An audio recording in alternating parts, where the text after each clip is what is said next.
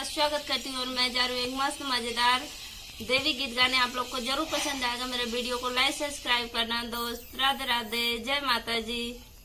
लाल फूलों की आई है बहार, मैया तेरे मंदिर में लाल फूलों की आई है बहार, मैया तेरे मंदिर में फूल चढ़ाने गणपति आए, फूल चढ़ाने गणपति आए, संग में उनके रिद्धि सिद्धि आए, संग में उनके रिद्धि सिद्धि आए।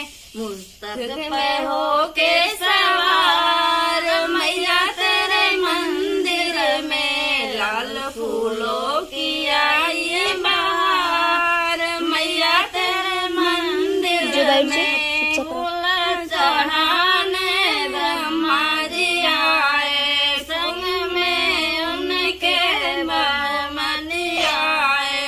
हंस पे होके सवार, मैया तेरे मंदिर में लाल फूलों की आई है बहार, मैया तेरे मंदिर में लाल फूलों की आई है बहार, मैया तेरे मंदिर में फूल चढ़ाने विष्णु जी आए, फूल चढ़ाने विष्णु जी आए, संग में उनके लक्ष्मी जी आए।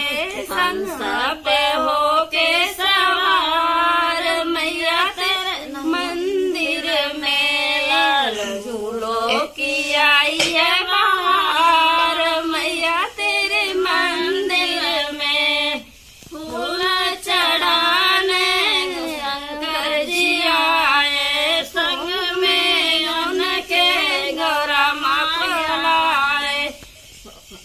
नंदों पे होके सवार, मैया तेरे मंदिर में लाल फूलों की आई बहार, मैया तेरे मंदिर में फूल चढ़ाने कान्हा जी आए, संग में अपने राधा जी को लाए।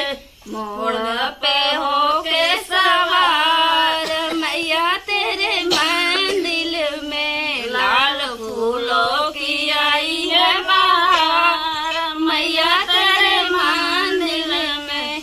हेलो फ्रेंड, मेरा गीत आप लोग को कैसा लगा वीडियो में जरूर बताना कमेंट करके। तब तक के लिए बाय बाय।